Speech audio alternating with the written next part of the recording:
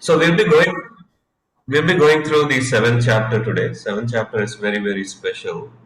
About 400 years ago, there was this amazing sage known as Vishwanath Chakravarti who compared the Bhagavad Gita to a treasure chest, and the bottom part of the treasure chest, the base, he compared to the first six chapters. The first six chapters are on the journey of the individual, on karma yoga, yoga of action, yoga of performing one's duty. And the last six chapters, which are on the topic of this world, what this world is, what our relationship with this world is, and what the relationship of God with this world is, he compared that to the top of the treasure chest. The treasure itself, which is more valuable than the treasure chest, obviously, he compared that to the middle six chapters of the Bhagavad Gita. So, the middle six chapters of the Bhagavad Gita are the very essence of not only the Bhagavad Gita, but the very essence of all Vedic teachings, all knowledge, if you will. It is on the topic of God. So the first six on the topic of the individual, the last six on the topic of this world, and the middle six on the topic of God or Bhakti Yoga.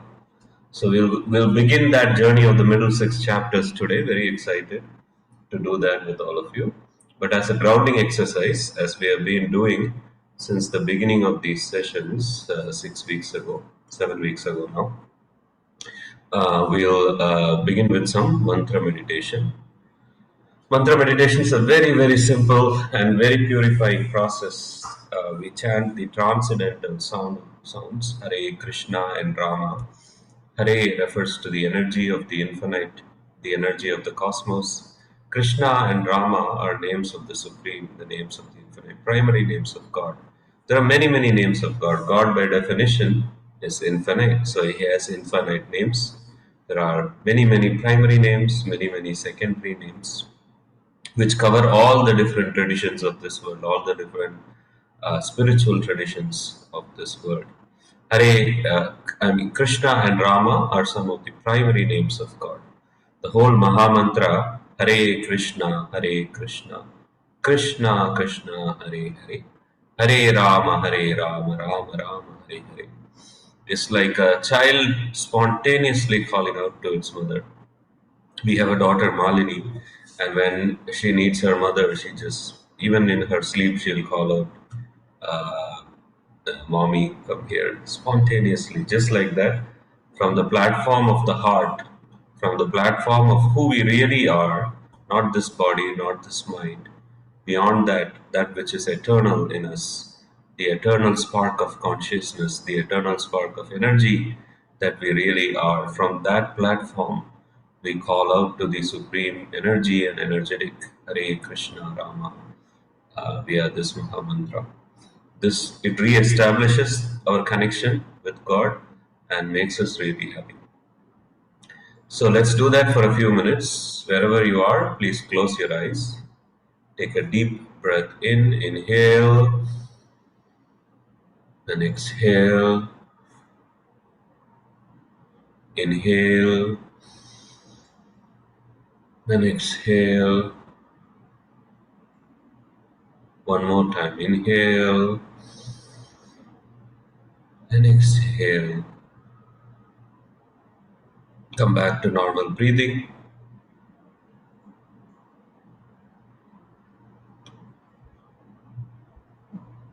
Fully focused just on the sound vibration.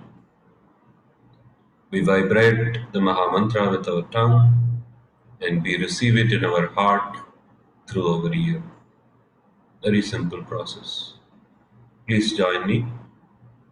Hare Krishna, Krishna Krishna, Hare Hare, Hare Rama, Rama Rama, Hare Hare, Hare Krishna, Krishna Krishna, Hare Hare, Hare Rama, Rama Rama, Hare Hare, Hare Krishna, Krishna Krishna, Hare Hare, Hare Rama, Rama Rama, Hare Hare, Hare Krishna, Krishna Krishna, Hare Hare, Hare Rama, Rama Rama, Hare Hare. Krishna, Krishna Krishna, Hare Hare, Hare Rama, Rama Rama, Hare Hare, Hare Krishna, Krishna Krishna, Hare Hare, Hare Rama, Rama Rama, Hare Hare, Hare Krishna, Krishna Krishna, Hare Hare, Hare Rama, Rama Rama, Hare Hare. Hare Krishna, Krishna Krishna, Hare Hare, Hare Rama, Rama Rama, Hare Hare, Krishna, Krishna Krishna, Hare Hare, Hare Rama, Rama Rama, Hare Hare, Hare Krishna, Krishna Krishna, Hare Hare, Hare Rama, Rama Rama, Hare Hare. Hare Krishna, Krishna Krishna, Hare Hare, Hare Rama, Rama Rama, Hare Hare, Hare Krishna, Krishna Krishna, Hare Hare, Hare Rama, Rama Rama, Hare Hare. Krishna, Krishna Krishna, Hare Hare, Hare Rama, Rama Rama, Hare Hare. Hare Krishna, Krishna Krishna, Hare Hare, Hare Rama, Rama Rama, Hare Hare, Hare Krishna, Krishna Krishna, Hare Hare, Hare Rama, Rama Rama, Hare Hare, Hare Krishna, Krishna Krishna, Hare Hare, Rama, Rama Rama, Hare Hare, Hare Krishna, Krishna Krishna, Hare Hare, Hare Rama, Rama Rama, Hare Hare, Hare Krishna, Krishna Krishna, Hare Hare, Hare Rama, Rama Rama, Hare Hare, Hare Krishna, Krishna Krishna, Hare Hare, Hare Rama, Rama Rama, Hare Hare, Hare Krishna, Krishna Krishna, Hare Hare, Hare Rama, Rama Rama, Hare Hare, Hare Krishna, Krishna Krishna, Hare Hare, Rama, Rama Rama, Hare Hare, Hare Krishna, Krishna Krishna, Hare Hare, Hare Rama, Rama Rama, Hare Hare, Hare Krishna, Krishna Krishna, Hare Hare, Hare Rama, Rama Rama, Hare Hare, Hare Krishna, Krishna Krishna, Hare Hare, Hare Rama, Rama Rama, Hare Hare, Hare Krishna, Krishna Krishna, Hare Hare, Hare Rama, Rama Rama, Hare Hare, Hare Krishna, Krishna Krishna, Hare Hare, Hare Rama, Rama Rama, Hare Hare, Hare Krishna, Krishna Krishna, Hare Hare, Hare Rama, Rama Rama, Hare Hare, Hare Krishna, Krishna Krishna, Hare Hare, Rama, Rama Rama, Hare Hare, Hare Krishna, Krishna Krishna, Hare Hare, Hare Rama, Rama Rama, Hare Hare, Hare Krishna, Krishna Krishna, Hare Hare, Hare Rama, Rama Rama, Hare Hare, Hare Krishna, Krishna Krishna, Hare Hare, Hare Rama, Rama Rama, Hare Hare, Hare Krishna, Krishna Krishna, Hare Hare, Hare Rama, Rama Rama, Hare Hare, Hare Krishna, Krishna Krishna, Hare Hare, Hare Rama, Rama Rama, Hare Hare, Hare Krishna, Krishna Krishna, Hare Hare, Hare Rama, Rama Rama, Hare Hare, Hare Krishna, Krishna Krishna, Hare Hare, Hare Rama, Rama Rama, Hare Hare, Hare Krishna, Krishna Krishna, Hare Hare, Hare Rama, Hare Rama, Rama Rama, Hare Hare. Hare Krishna, Hare Krishna, Krishna Krishna, Hare Hare. Hare Rama, Hare Rama, Rama Rama, Hare Hare. Continue to stay focused with your eyes closed. Take a deep breath in, inhale, and exhale, inhale, and exhale, inhale, and exhale. Come back to normal breathing.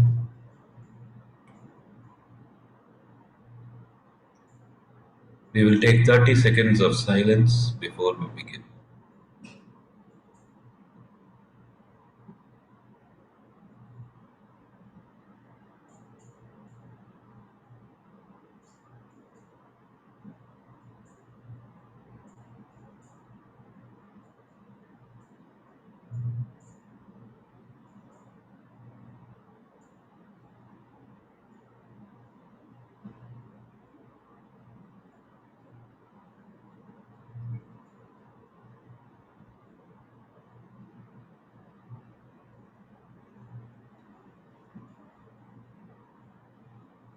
Softly open your eyes. Welcome. Welcome to the Bhagavad Gita Summary Series, the 101 series. It's been a fantastic journey in going through the first six chapters at this point of the Bhagavad Gita with all of you. So, as I explained, what we are going to embark on the next 6 weeks, including today, the chapter 7 to chapter 12, is considered the treasure, the essence of the Bhagavad Gita. And it's on the topic of Bhakti Yoga. It's on the topic of Krishna, the Supreme, and specifically our relationship with Krishna. Bhakti means love or devotion. So, love unto God, that's the topic for the next 6 chapters. So, the 18 chapters are very systematically laid out by Krishna. The first 6 chapters were on the topic of the individual or the self, you and I. The next 6 chapters on the topic of God, and the final 6 chapters on this world. This world is a prison house, surprisingly, not very surprisingly, and it's Dukkhalayam Ashashvatam is how it is described by Krishna. It's a place of misery because it's dual. It's there are two sides of the coin in this world. One side is ephemeral happiness, and the other side is misery. And how do we interact with this world? What's the relationship of this world with us? What's the relationship of God with this world? That's the topic of the last 6 chapters. Krishna is systematically taking us from the platform of this I centric model, I and mine. We put ourselves in the centers of our lives, and we draw circles of intimacy. The first circle would be our family, our near and dear ones, our close friends. The second circle would be society, and so on and so on. So when the Bhagavad Gita begins in chapter 1, Arjuna is very much in that platform. He is thinking that he doesn't want to do his duty of being a warrior because it will entail him killing his beloved grandfather Bhishma, his beloved teacher Drona, and so on and so on. So, as a result, Krishna speaks transcendental wisdom in the first 6 chapters and slowly moves him from that platform, moves Arjuna from that platform of uh, I centricity to you centricity, or putting others in the centers of our lives, selflessness or pure love.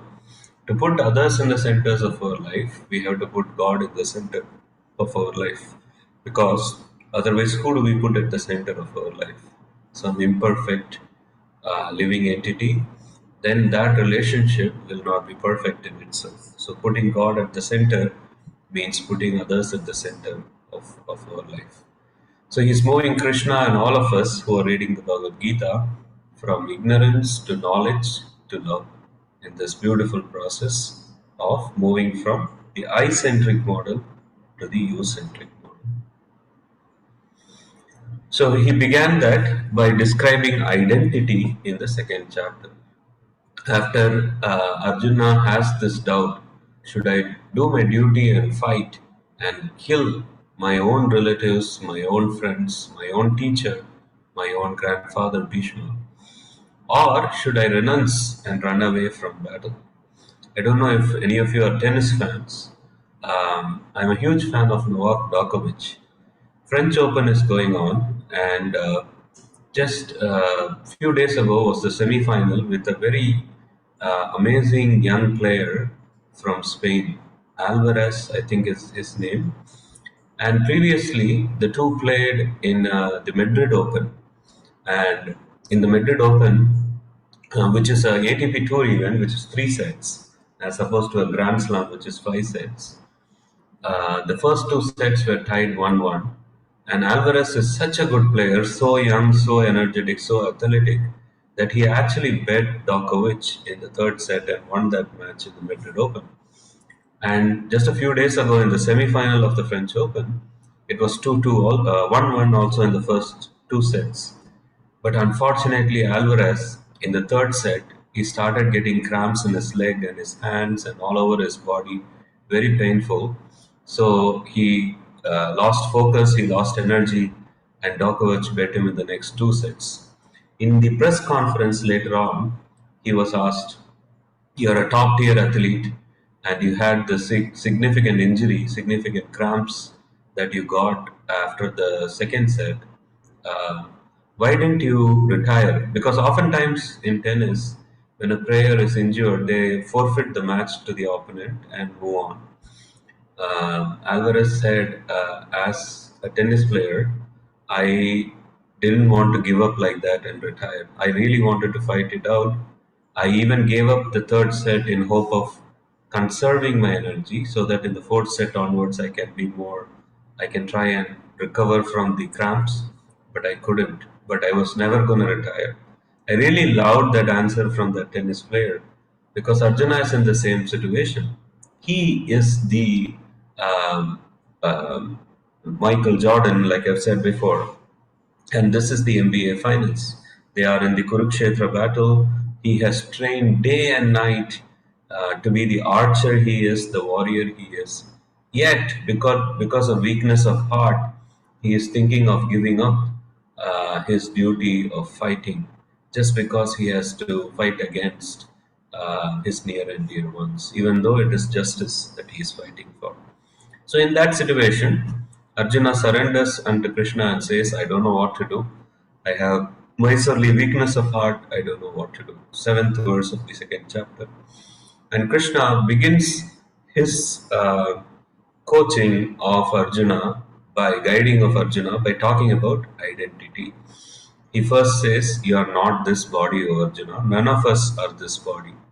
And never was there a time I didn't exist, you didn't exist, or any of these kings. We are all eternal. So even if you kill the body of these opposing kings, they do not die. Only the body dies. And then he goes on to describe duty in the third chapter. He says that doing your duty, and your duty as a Kshatriya, a person who is a warrior, is to fight. Fighting, O Arjuna, for you is purifying. For the sake of duty, if we do it, it is purifying. For this, not for the sake of some material desire. I go to work because I'll get a promotion, I'll get recognition, I'll get money. That is one platform of doing your duty. That is at the level of material desire. But this is what Krishna is talking about is Sakama Karma Yoga, which is without material desire, performing one's duty.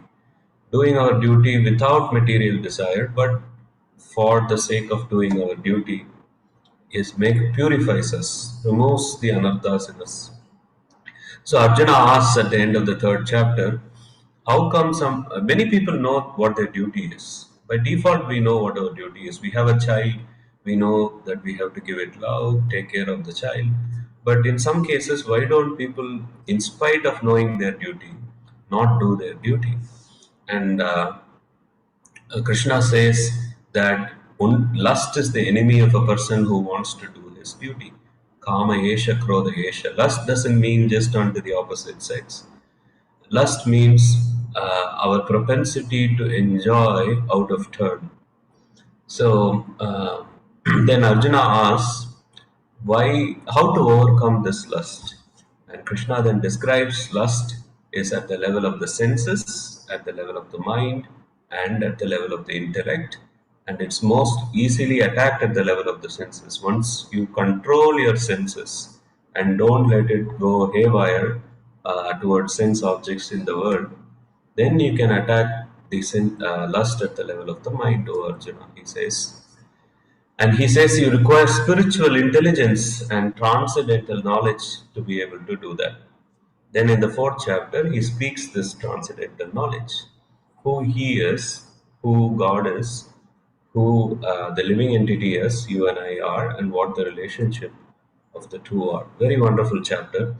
And Yamuna Prabhu presented this beautifully. One of the learnings of this chapter is everyone requires a spiritual teacher, a guru.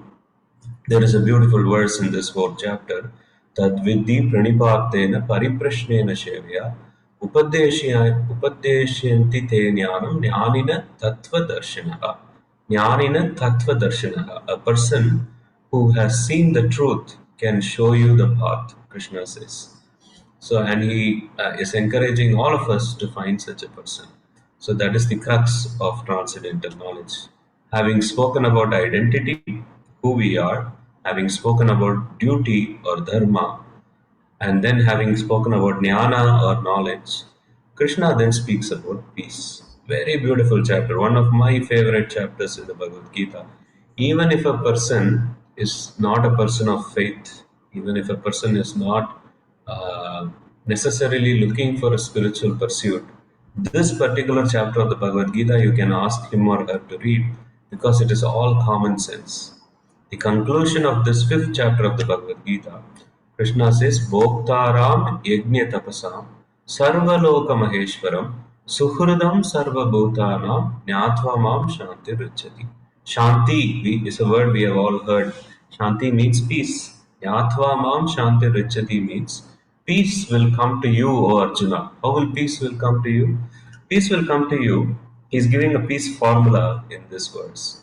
If we realize and understand three things, ladies and gentlemen. First thing, Bhoktaram Yajna Tapasam.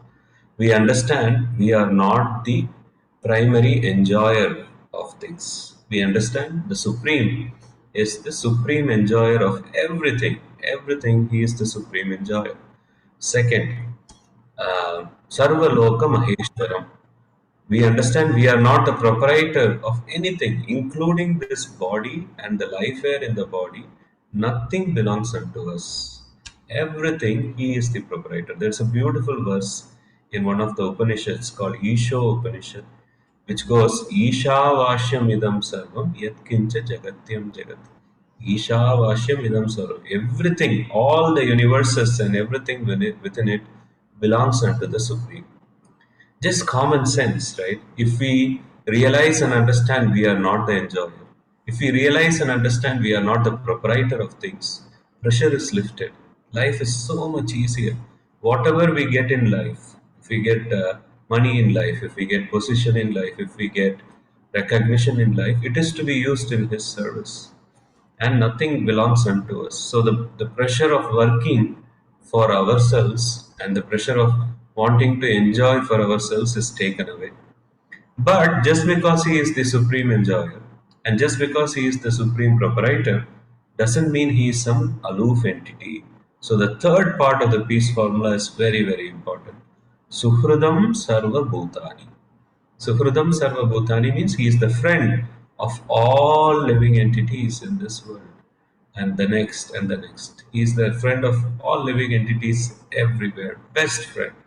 So if we begin to understand that the Supreme is our best friend and He can do whatever he wants, and everything belongs unto him, we feel very supported. At MIT, when I was a student, I took training as a student counselor because there was a lot of mental health related issues that students faced at MIT. And I had a lot of free time as a PhD student, especially the first couple of years. And I took this training and I counseled people, even though prior to that I had no experience. And it was eye opening for me from the point of view of what problems people face. Very, very often, married couples, especially, would come to the counselors and they would say, "I am not able to support my husband or wife emotionally." So when one marries someone, there is this tacit understanding that they have to emotionally support them. They have to support them in this way, in that way. Imagine if people realize this peace formula. They realize that the Supreme is the best friend of myself, is the best friend of my spouse, husband, wife, whoever that might be. Then that pressure of having to emotionally support that other person, because each of us come with our own baggage and we have to deal with our own baggage. Of course, we support our spouse, but it is not all up to us when we understand that the pressure is lifted. So these three parts of the peace formula are amazing. It makes you so peaceful in life to understand and realize these things. So having talked about peace and Arjuna having imbibed that, Krishna then felt ready to talk about meditation, specifically yoga. So any form of yoga, karma yoga, ashtanga yoga, jnana yoga, bhakti yoga. Karma yoga refers to yoga of action. Ashtanga yoga is the eightfold yoga system, which has many parts, yama, niyama, which are do's and don'ts, pranayama, asana, pranayama, which is asana is the famous part of yoga today that we see around the world, which is the postures, and pranayama is the manipulation of the life air, the breathing exercises, the breath work, pranayama, pratyahara, dhyana, and uh, dharana, dhyana, and samadhi, the eightfold yoga system. And also, Jnana Yoga is yoga of knowledge. Any yoga path, in any way, if you want to be a yogi, the rule number one is you should be able to control your mind. And the rule number one of controlling your mind is understanding you're not your mind. Descartes famously said, "I think and hence I am." That is one level of understanding of who we are, but much beyond that level is actually understanding we are not our mind. We are beyond that. We are not our body, of course, as we saw in the second chapter. But in the sixth chapter, Krishna is saying, "You're also not your mind, O Arjuna. You're beyond that. You're a particle, an infinitesimal particle of consciousness." So Krishna then talks about mind control, and finally he concludes with a beautiful verse, the last verse of the sixth chapter. Yoginam api sarvesham mat gatenantaratmanah shraddhavan bhajate yomam same yukta tamo matah. The Sanskrit is beautiful. I know many of us don't know Sanskrit. I myself do not know Sanskrit properly, but this verse is so beautiful. I wanted to recite. Yoginam api sarvesham, the topmost of all kinds of people who can control their mind, all kinds of yogis, is one who controls their mind by fixing their attention in me, O Arjuna. One who can meditate on God continuously and control the mind is the topmost of all yogis. Krishna gives this person a name, that is a devotee.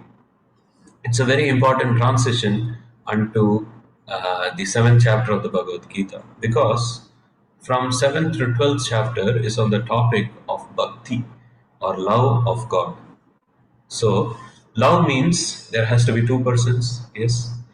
On one side there is God, and on the other side there is us. And the word that Krishna uses for you and me is a devotee, a person who can control his mind by focusing on the Supreme. Very, very beautiful concept. Let's give this. Okay, then seventh chapter begins. Before I begin the seventh chapter, I'll pause here and invite any question or discussion because I've summarized the first six chapters. Any thoughts on anything I said or any questions from the first six chapters that I can address?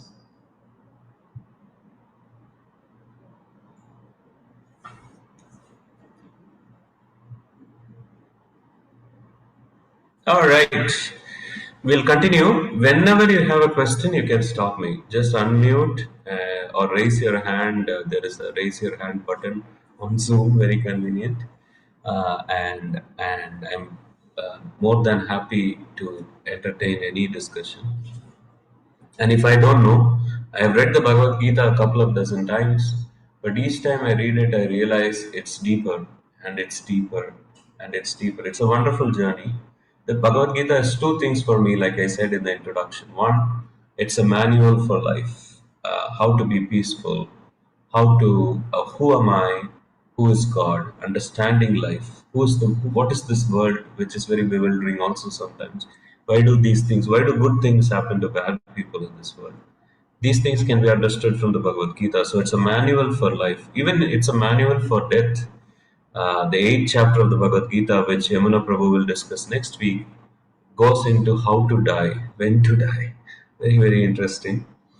But more than the manual part, for me, it's a love letter from Krishna. It's like a warm hug that Krishna is giving you via this transcendental wisdom of the Bhagavad Gita. The more and more I read it, that aspect of the Bhagavad Gita comes out. But there are many things I haven't realized within the Bhagavad Gita. So if there are any questions I cannot answer, I will get back to you. I'll find out from people who know better and get back to you. But feel free to share or ask anything you'd like. Seventh chapter of the Bhagavad Gita. Krishna begins by saying, I will now speak about myself and my energies. That is the topic of the seventh chapter of the Bhagavad Gita. This is confidential knowledge that he is revealing to his confidential devotee Arjuna. And he is saying, Tat Shrunu. Please listen to me, O Arjuna. I will, beautiful words. मयि असक्त मना पार्थ योगं युञ्जं मद आश्रयः असंशयं समग्रहं मां यथा ज्ञास्यसि तत् शृणु. Just listen, O Arjuna. Now hear, O son of Pritha. Son of Pritha is Arjuna. How by practicing yoga in full consciousness of me, with mind attached to me, you can know me in full, free from doubt. Asamshaya. Beautiful verse. And then a very beautiful section from verse 8 onwards to verse 12. Krishna goes on to describe how he is inside everything. He begins by talking about how the Supreme Lord is the essence of everything. Because Arjuna asks the question, Krishna, I'm listening, but please tell me how to see you, how to realize you, how to realize God. And Krishna then immediately begins by saying, I am the taste of water, I am the light from the sun, I am the heat from fire, I am the essence of everything. And he gives this beautiful analogy of a pearl necklace.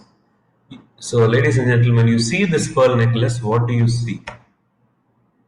Can someone say, what do you see from this beautiful picture of this beautiful necklace?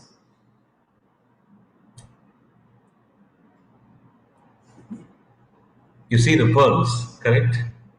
But what do you not see? Thread. Yes,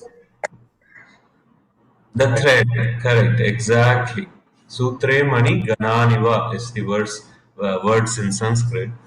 You don't see the thread. Just like that, just like the thread, if the thread disappears, the pearls will disperse. There is no longer a necklace.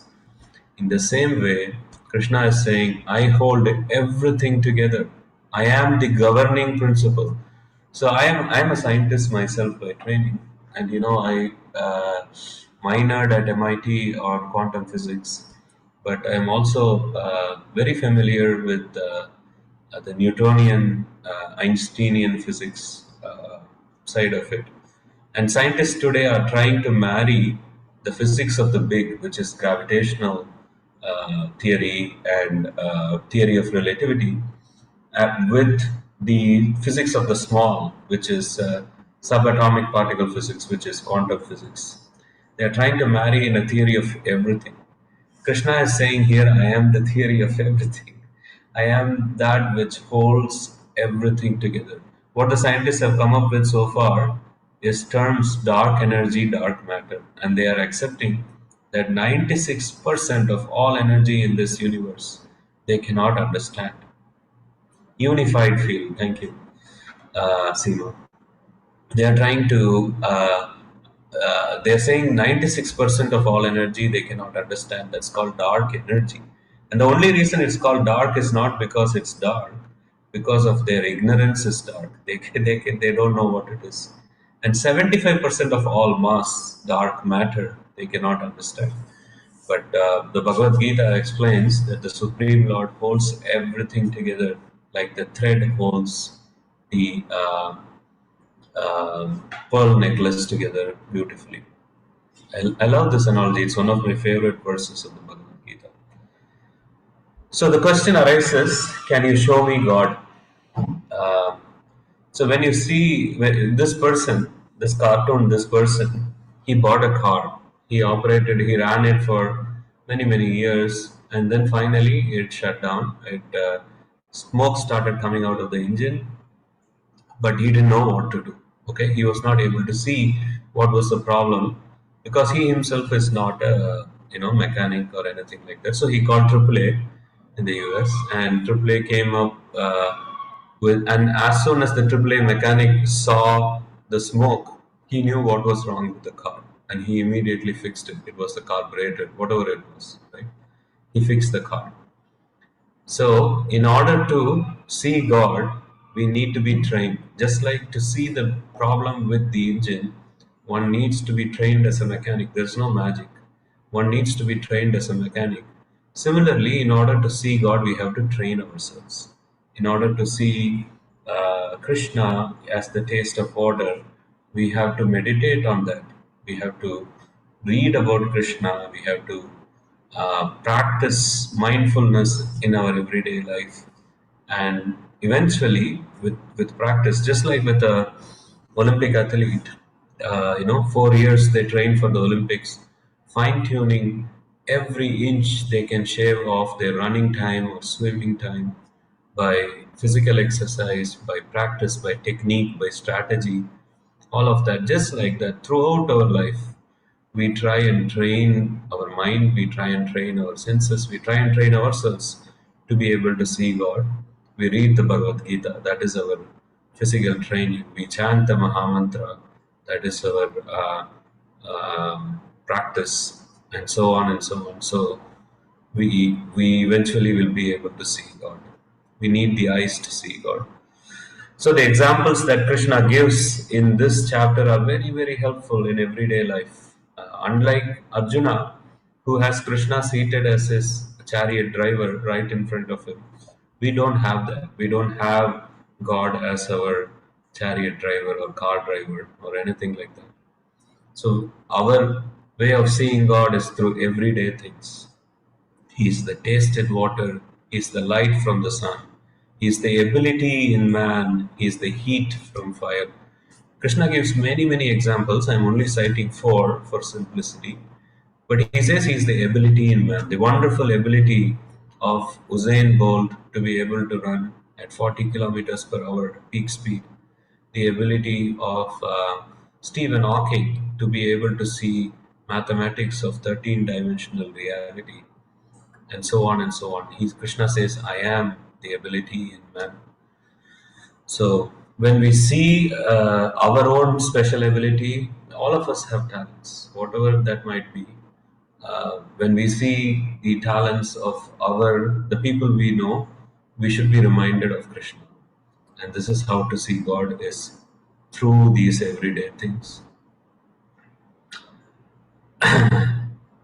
So Krishna then Arjuna goes on to ask, even though you are present in everyday things, by the way, Krishna clarifies, Even though I'm present in everything, I am also separate. So in theology, they call this simultaneous eminence and transcendence. Eminence means he is present in everything.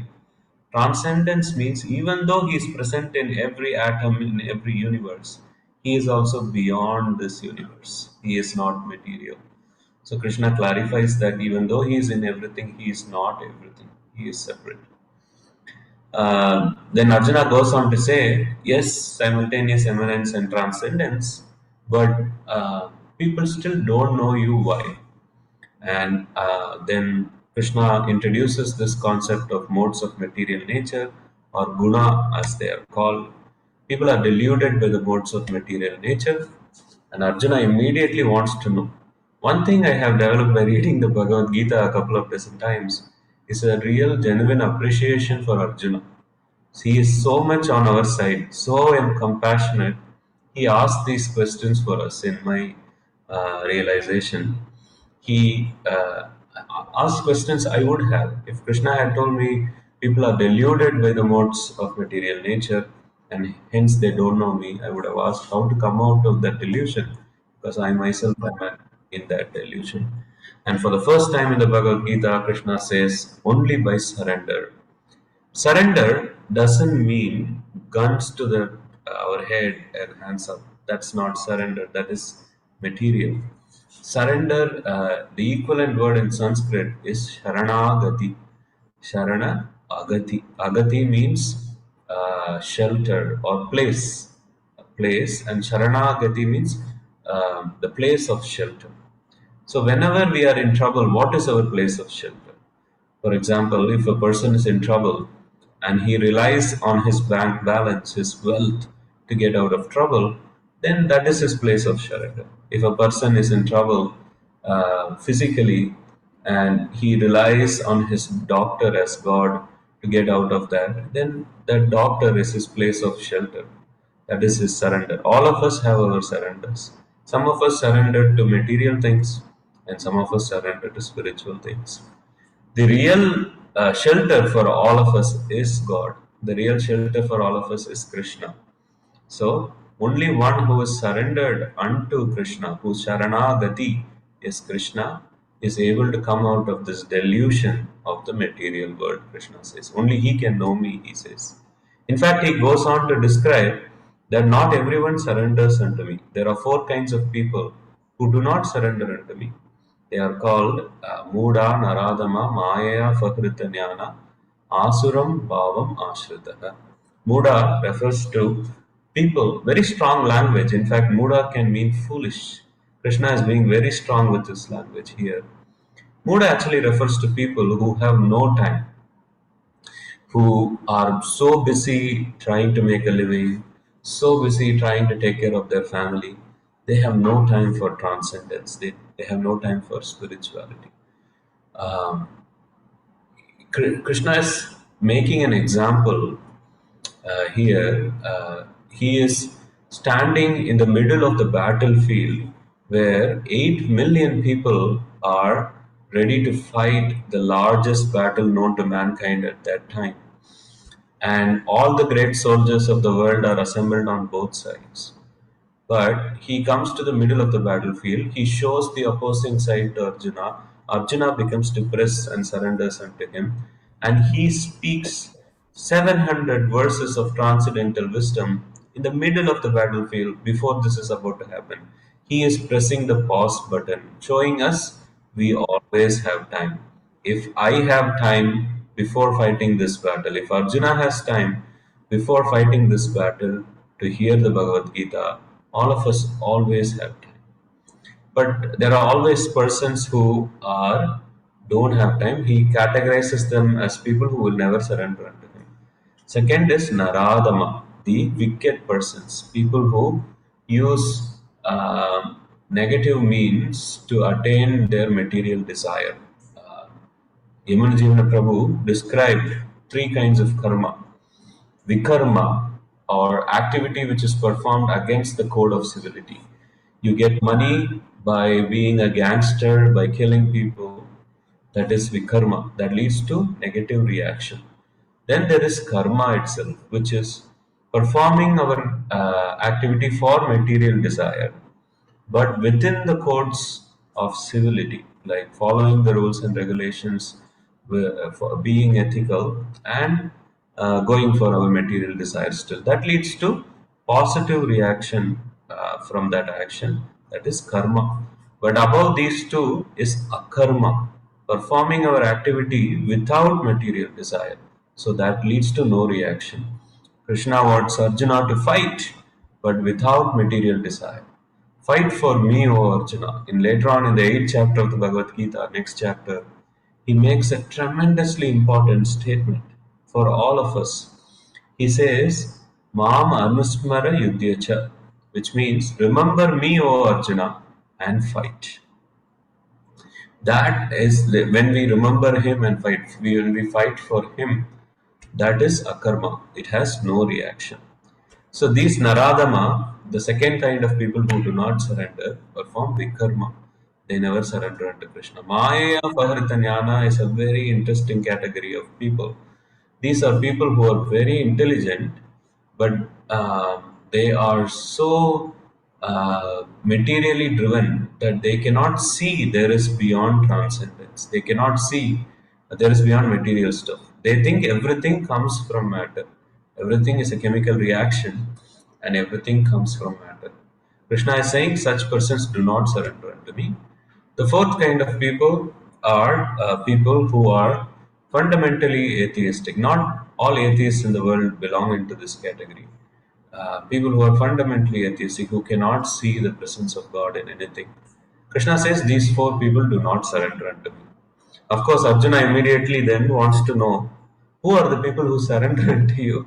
Very intelligent question. Arjuna is an amazing personality. Chaturveda bhajante mam jnana sukrit no Arjuna artha jignyasurarthati jnani cha bharadarsava. O best among Bharadas, four kinds of pious men begin to render service unto me and surrender unto me. The distressed, Artha, the desirer of wealth, Artharthi, the inquisitive, Jignasur, and he who is searching for the knowledge of the Absolute, or Jnani. Very, very interesting verse. He is saying, some people come to me in distress. They want their distress to be removed. He is saying, some people come to me in looking for wealth, Artharthi. Some people come to me inquisitive because they want to know what is what. And finally, some people come to me searching for God. Very interesting. Many of us belong to one of these categories. We have come to Gita Nagari, we have come to Body, Mind, and Spirit Retreat, we have come to this Bhagavad Gita 101 session because we are in one of these categories. Either we have some distress, and or we are looking for the truth or something, some form or the other. Then Arjuna wants to know who is the best of these four. Such an intelligent question. Krishna says the fourth, the one who is looking for the absolute truth. That is because the first three categories, those who are looking for wealth, or those who have distress, or those who are just inquisitive, they could, once their inquisitive nature is quenched, once their distress is removed, once their wealth quest is done, they might stop surrendering unto Krishna. But the fourth, a person who is coming searching for the truth, searching for the absolute, he doesn't leave, and hence he is special. And Arjuna then goes on to ask what exactly makes him special. He ends up always thinking of me, and he serves me alone, Krishna says. And Arjuna wants to know what about the other three. Krishna makes it very clear whatever reason we come to him, as long as we come to him, we are very dear to him. I myself didn't come to Krishna because I was searching for the absolute truth. I was in mental distress essentially of dealing with this world, and I was looking for some peace and harmony. This is why I love the fifth chapter of the Bhagavad Gita. Is I was always looking for peace in my life, and it gives you peace in our life. But he makes it clear it doesn't matter how we come, everyone is very dear to him. Is there anyone who's more dear than the fourth category, the person who came for the absolute truth? And amazingly, Krishna says, yes, but such a soul is very, very rare. Only after many, many births does a jnani reach to that level. So, an example of this amazing Mahatma or rare soul or great soul is our author.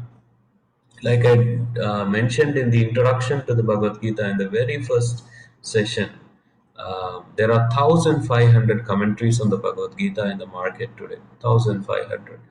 And many of them address the Bhagavad Gita from various different angles.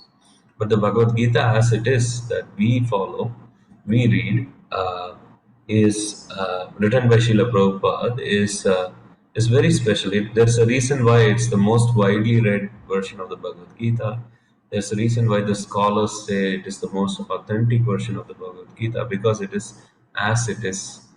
And the sacrifice that our author had to perform to deliver this version for the English speaking world. For example, a person like me who doesn't know the Devanagari script or Sanskrit. See, you have to understand, I don't even know Hindi, right? I'm Tamil speaking background. So I had no access to the Bhagavad Gita or any of the Vedic literatures. It was only because he translated it to English, and he did so with such purity and such excellence that a person like me can even begin to read the Bhagavad Gita or understand whatever I have understood. So very, very special personality. He was engaged and fully absorbed in the meditation of Krishna in a very holy place called Vrindavan in North India, but just out of compassion for other living entities. Not for it. He didn't need anything. He was 69 years old at that time. He didn't need anything. Just out of compassion, because he had moved from the I-centric to the you-centric model where he put everyone else at the center of his life. Because of that, he took a cargo boat of all things. He didn't have any money. He had hardly a couple of dollars that he could put together. So he got a free cargo boat ride to America. He distributed these books at the ripe old age of 70 and above. And for the next 10 years of his life, 11 years of his life, he went around the world giving this transcendental wisdom. Such a person who has the true you-centric model, who puts everyone else's well-being at the center of his life, who withstood two heart attacks on that cargo ship to America and yet did not return out of selfish interest to himself, stayed to serve others. Such a person is very, very rare and higher than a jnani. There's a beautiful book and a movie made from the book. The movie is called Hare Krishna, the mantra, the movement, and the Swami who started it. Maybe sometime at Geetanagari we can all see it together. What about those who surrender but not unto you? Very intelligent question again by Arjuna. And Krishna says, such people take refuge of other demigods. It's a very interesting term. Demigods are empowered administrators of the material affairs. Like I said before, Krishna is everywhere through his energies, but also his expansion as Paramatma. He is present in the heart of every living entity. But he is also, transcendent. He is beyond this material world. He has a group of living entities that he empowers to perform different functions. It's like the CEO and department heads in a company. The CEO cannot do engineering and R&D and supply chain and administrative function and legal and finance and everything himself. He cannot lead everything himself. So he has department heads who lead that, who report up to him, and then he makes decisions. He controls the direction of the company and so on. Similarly, Krishna has department heads who are called demigods. There are 40 million demigods, or 400,000, one of those demigods. And these are living entities. So if we worship them, we get only temporary things, we get only material things. For example, for intelligence, there is Ganesha. For learning, there is Saraswati. For light, there is Surya. For water, there is Varuna. For justice, there is Yamaraj. And for air, there is Vayu. Different departments of the cosmic administration.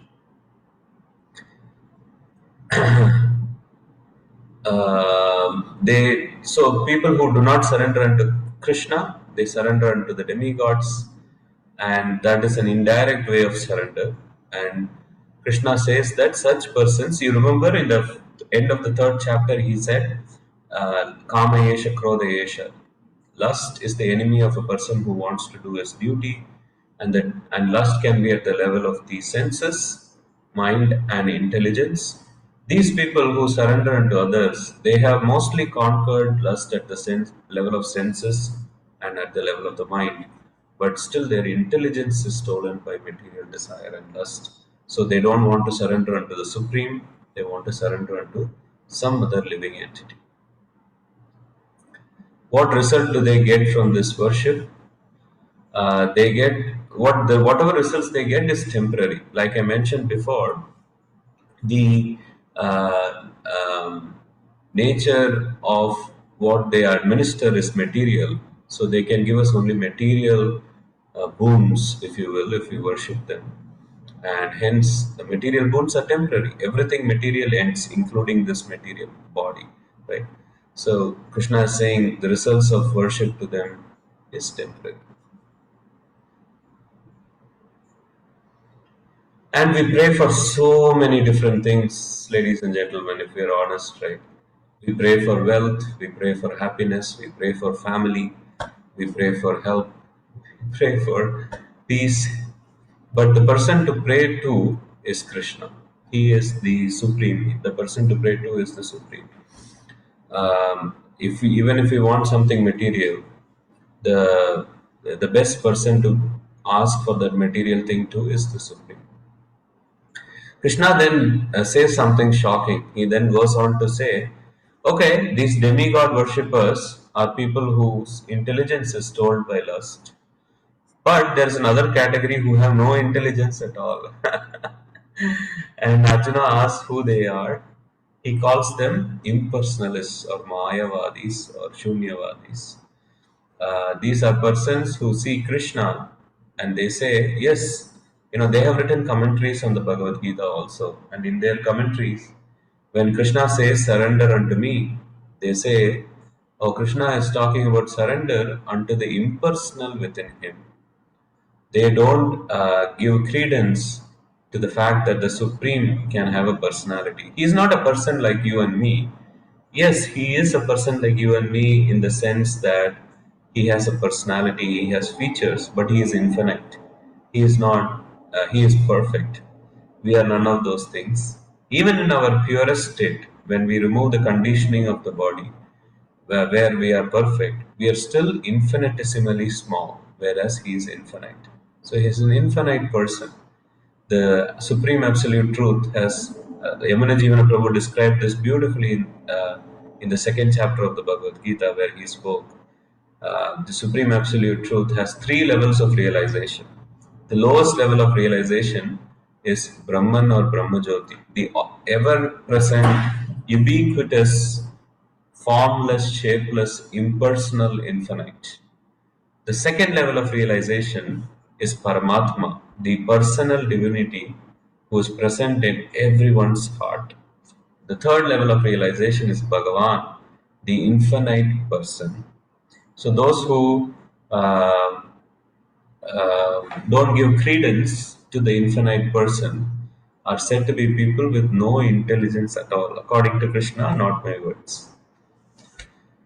So why don't they accept your form as eternal? Arjuna asks, and Krishna says they are covered by Maya or illusion. Then Arjuna goes on to ask, can Maya cover you? And Krishna clarifies that Maya cannot cover me because Mayi Dakshena Prakriti, forget the verse, but he's saying the Prakriti or belongs unto me. So, um, so anything that belongs unto you cannot be superior to you. By that logic, Maya cannot cover God. Specifically, Arjuna wants to know how not to lose our intelligence in this way and be covered by illusion. So Krishna talks about Icha and Dvesha. So this world is a world of duality, ladies and gentlemen. And in this world, when we operate at the platform of likes and dislikes. We previously saw in the fifth chapter a truly learned person sees as equal everyone, sees as equal even a piece of gold, a pebble or a rock, or any other iron material object. He sees as equal. He doesn't differentiate between things.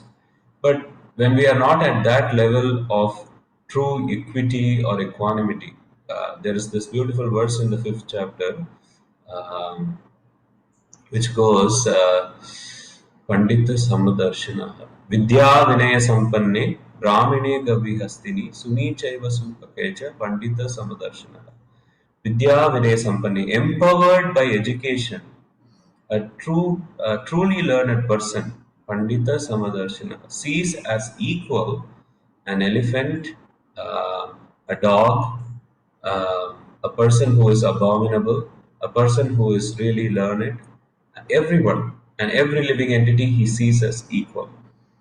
But when we are not at that platform, when we are not a Pandita or a fully learned person, we have likes and dislikes. These likes and dislikes lead to the delusion, because the likes and dislikes themselves are a delusion. They are uh, in this world. It might seem like we like this person, we don't like that person, but that is at the level of being confused. That is not clarity. So Arjuna wants to know: is there anyone who is freed from this delusion and is qualified to manifest devotion to all? And Krishna says, yes, you can go beyond this platform of like and dislikes once your sins are eradicated and once you have acted piously in previous and present life. So the platform of duty, he is saying, purifies you. Perform your duty and it purifies you, it removes your sins. Because remember, when you perform akama karma yoga, yoga beyond material desire or action, when we perform activities beyond material desire, then we don't receive reaction. When we don't receive reaction, we become eventually purified. The sins are eradicated, the anarthas are eradicated, and you get to a platform where you can understand uh, transcendence and Krishna. So we go beyond the platform of like and dislikes. One who really wants to do his duty has to be beyond the platform of like and dislikes. If we are just engaging at the level of our own likes, our own taste, our own dislikes, then how are we doing the duty properly? Because in the course of doing a duty, for example, when you have a child, right, you have to change their diaper. And many of us might not like that, but you have to go beyond the platform of like and dislike. This is what is good for the child, hygiene, health, and sometimes it is very difficult, even more than changing diaper, to discipline the child. As a recent parent, I am going through this. Especially when for a father to discipline the daughter is very, very difficult. She is so sweet. She is the apple of your eye. You don't like any person more than you like her. But when she does things which are harmful to her, you have a responsibility as a parent to tell her and show by action that she should not do that. And that's a very difficult thing to do. But we go beyond the platform of dislike, we to the platform of duty and love, and we do it from that platform. So Krishna is saying, go beyond the platform of like and dislike. Finally, in the 29th and 30th verses, he goes on to say that beyond the platform of duty, even, duty is a great platform, but beyond the platform of duty, even, is devotion. Those who take refuge in me, Sharanagati, refuge in me, surrender unto me in devotion, they are actually in Brahman. They are beyond that which is material. Those in full consciousness of me know me to be the governing principle of the material manifestation. As Seema said, unified theory of physics, right? Unified theory of everything. He is the unified theory of everything. He know him to be the Lord of the demigods. Know that he is beyond Ganesha. He is beyond Brahma. He is beyond these demigods. But demigods are living entities who are infinitesimal, who have been empowered to do a function, whereas he is the supreme. And know him as the methods of sacrifice, and can understand me and know me at the time of death. He's ending this chapter dangling this amazingly interesting thing at the end of the chapter, like good authors do, to keep the reader going into the next chapter. Next chapter, at the end of these chapters, he'll dangle something for you. Here he is dangling knowing him at the time of death. Oh, what does this mean? What is death? When to die? That will be answered in the 8th chapter next week. So in this chapter, we saw Krishna asked Arjuna to hear Tat Shrunu, and then he described how to see him in everything. The example of the pearl necklace, Sutre Mani Gananiva. And then he went on to say that to go beyond delusion, you have to surrender unto me. And then he described improper surrender, which is surrender unto the demigods. And he went on to describe the cause of illusion, which is the platform of Icha and Dvesha, the platform of likes and dislikes. And then he went on to say the path to freedom is going beyond this platform of likes and dislikes, doing things because we are devoted to Him, doing things because we love Him. Out of love for God, if we perform our actions, we become free. Very simple yet and very, very powerful. So this journey, the middle 6 chapters, has begun with description of Krishna and his energies that we saw in this chapter. The next chapter will be about how to die, whereas the rest of the Bhagavad Gita is about how to live. Death is part of life. So the 8th chapter is on how to die and hence how to reach the Supreme. The 9th chapter is the middle chapter of the 6 chapters on Krishna, the treasure. It is the essence of the treasure itself. Whereas the middle 6 chapters are the essence of the Bhagavad Gita and are the treasure of the Bhagavad Gita, the middle chapter is the essence of the treasure itself. I really look forward to describing that the week after next. And then we'll also go on to see the other chapters. So that was my presentation. Thank you for patiently listening to me. I invite any discussion, questions, comments, thoughts. Feel free to share anything you like. Peace. How you doing? This is True. Hi, True. How are you? Great, great. Thank you for, having this. I really appreciate it. My question is, I'm a little confused and, I'm listening and I'm multitasking at the same time. I'll listen to the recording again. But my question is, I don't see the purpose of the demigods if, like you mentioned that, Krishna wants us to pray to him for everything, right, so to speak. So I really don't see the role or the purpose of the demigods while they're even mentioned. So if you can break that down again, and if you explain that, I'm sorry, I must have missed it. The easy way for me to explain this is using the example of parenting. Drew, I think, Drew, you have 5 children yourself, so maybe you will also understand from this perspective. You know, Krishna can take care of everything. He can take care of all living entities. He is the proprietor of everything. He is the source of all energy. Sarva Karana Karanam. There's a beautiful song that Lord Brahma sings to Krishna called the Brahma Samhita. In that, in the very first verse, Brahma calls Krishna Sarva Karana Karanam, the cause of all causes. So he can take care of our all the living entities, but he still gives us children so that we can have that service of taking care of these children. Similarly, even though he can take care of the universe himself, the cosmic functions himself, with a fraction of his energies. Later on in the Bhagavad Gita, in the 10th chapter, he says, all of this that you see, Arjuna, all this universe, all these things in this universe, they work with a very small fraction of my energies, very small fraction. So he can take care of all this with a very small fraction of his energies, but he still likes to engage us in service, so that we can purify ourselves and come back to him. So the children that he gives us are a gift to us, for us to engage in his service. And similarly, the gift that he gives the demigods, the cosmic administrators, are their functions. For example, Saraswati is in charge of learning, and that is her service. That is a way of um serving Krishna for Saraswati, and similarly for all the other demigods. He can take care of all of that. Sometimes in cosmic function, he doesn't want to give it to anyone in particular. For example, there are three modes of material nature, and there is uh, passion, goodness, passion, and ignorance. Ignorance he gives to Lord Shiva, to be the superintendent of. Passion he gives to Brahma, because Brahma is the chief engineer of the universe. You need passion to engineer anything, to be creative, right?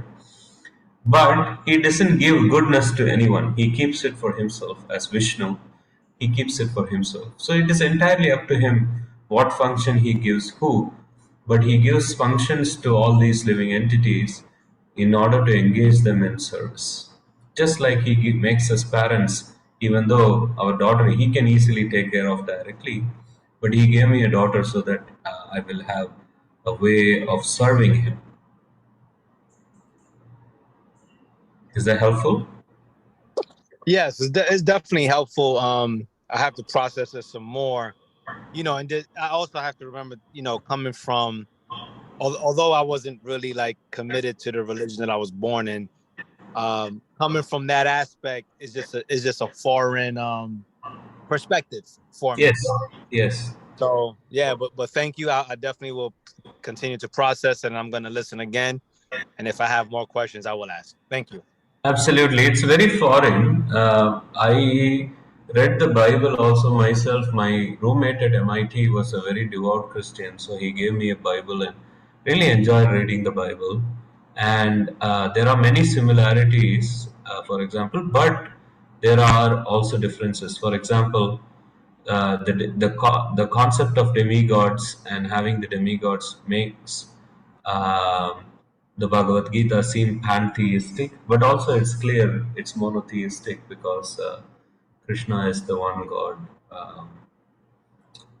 He goes by different names, but there is one God. So I appreciate, maybe not fully, but to some extent, your point on processing this from your previous uh, experience with the religion you were born into. Thank you for sharing that.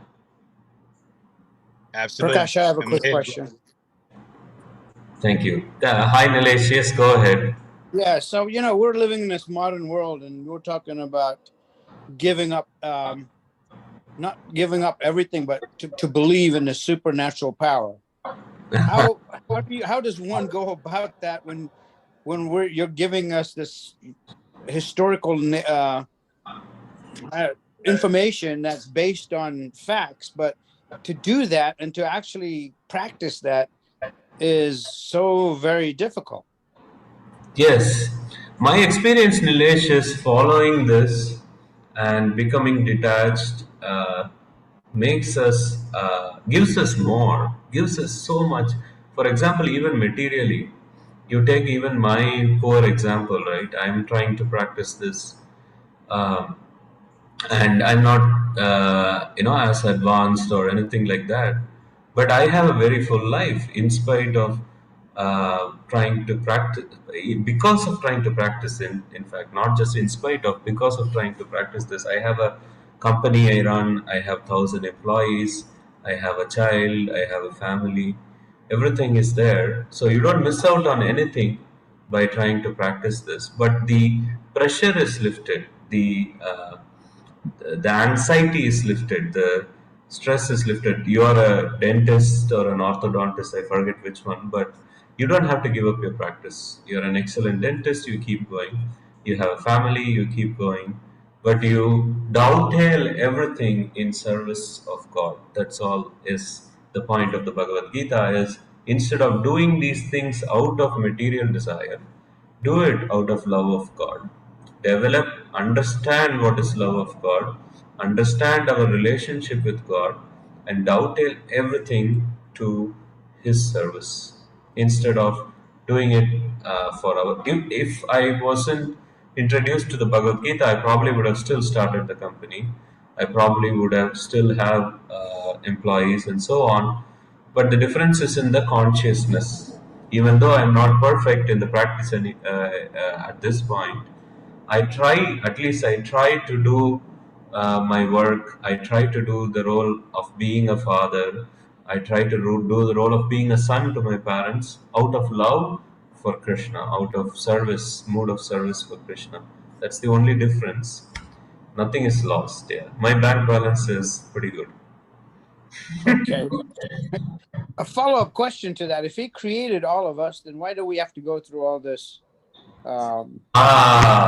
Amazing question. I'm so happy you asked that, Nilesh.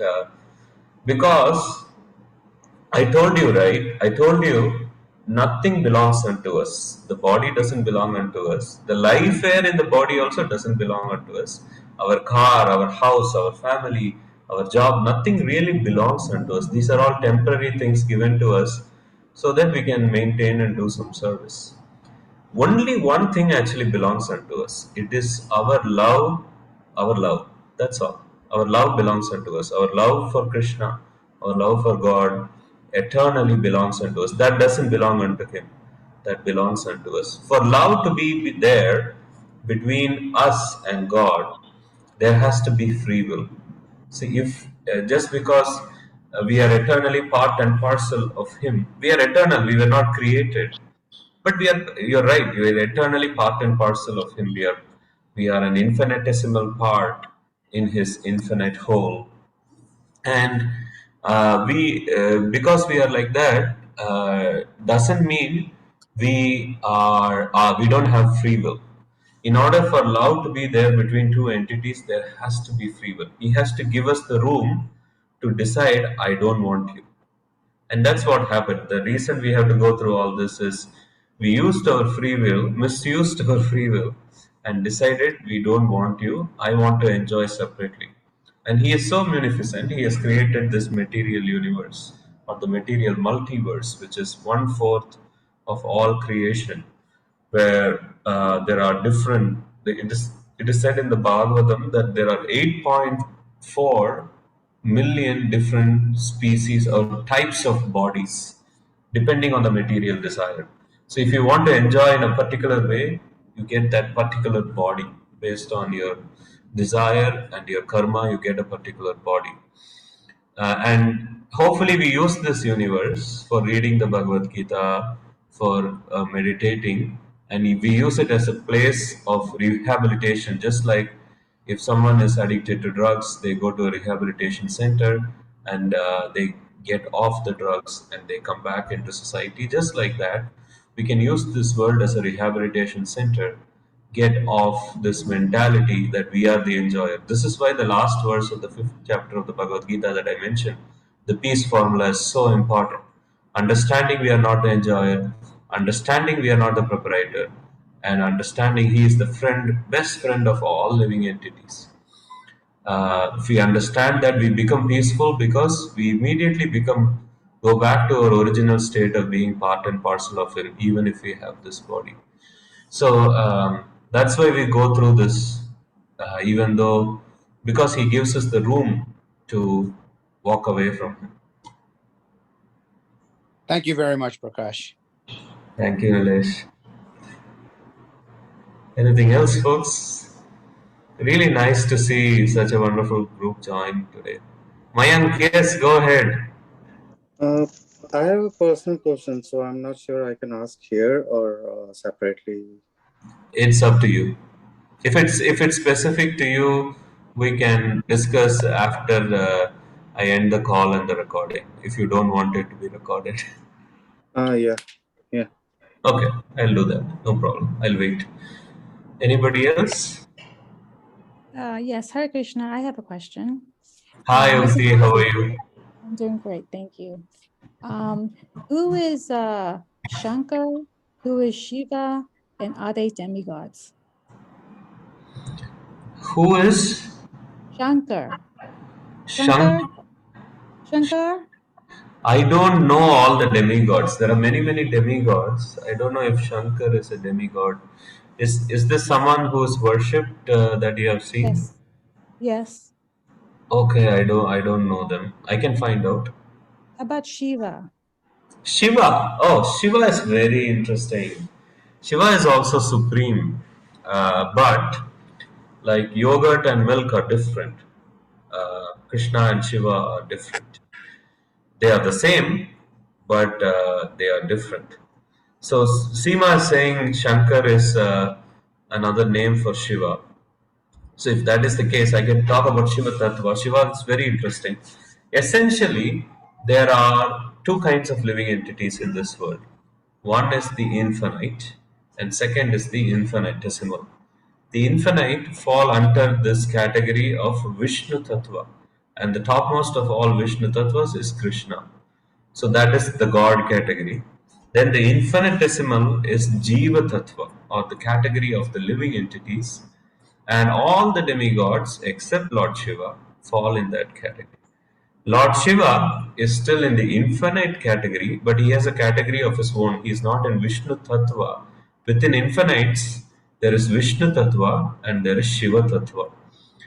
Just like when milk is cultured with lactobacillus bacteria, it converts into yogurt, uh, and it's no longer milk, but it is milk because it came from milk. Just like that, Shiva is different from Krishna. Shiva's eternal consort is material energy, or Parvati or Sati. So, because material energy is the lower energy of Krishna, and because Shiva mixed with the material energy, he is still infinite, but he is different. He is yogurt to milk. Does that help? Kind of. Okay, did I confuse you further? I'll have to listen to it again to Okay. So, hear if it. you are interested, there is a very wonderful 2 hour lecture on Shiva Tattva. I recommend you wait for a while, you practice for a while before you hear it because it's very detailed and can sound quite complicated. But I'll share it with you whenever you want me to.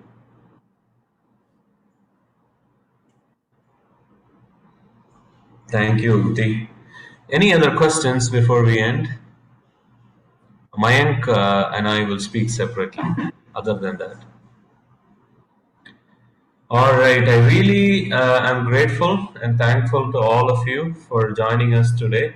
We have a Body, Mind, and Spirit retreat coming up in August. There is a discounted rate for all of you alumnus. Please sign up. Many of you we saw in April, some of you we haven't seen for a year. The August retreats are even more wonderful than April. The weather is better, in my opinion, than in April. So please join us. Very grateful to all of your association. Thank you. Thank you. Correct. Thank you, Prakash. Have a good day. Thank you. Bye-bye. Take care. Thank you. Mayank, if you can stay on, that would be helpful. Yeah, sure. I'm here. So recording is